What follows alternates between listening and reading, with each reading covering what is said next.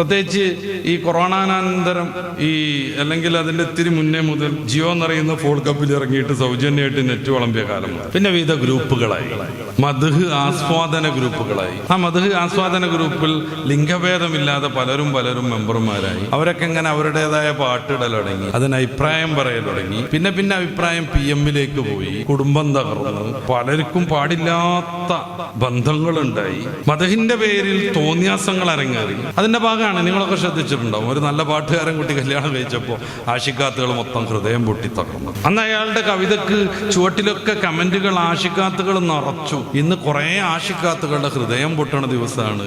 ഒരു കാര്യം ഉണ്ടായിട്ടല്ല, വെറുതെ പൊട്ടുക. ഏതോ ഒരു തന്നെ കല്യാണം നടക്കണേന് ഇവിടെ പൊട്ടേണ്ട കാര്യം എന്താണ്? ആ കുട്ടിക്ക് എല്ലാവരെയും ഒന്നിച്ച് കെട്ടാൻ കഴിയും. ചിലവരെ ഉള്ളിലിരിപ്പ് ചില ആഷിക്കാത്തവരെ വെളിപ്പെടുത്തുകയും ചെയ്തു. നിങ്ങളോടൊപ്പം ജീവിക്കണം എന്നുണ്ടായിരുന്നു, പക്ഷേ വിധിച്ചതല്ലേ നടക്കൂ, കൊതിച്ചത് നടക്കൂലല്ലോ.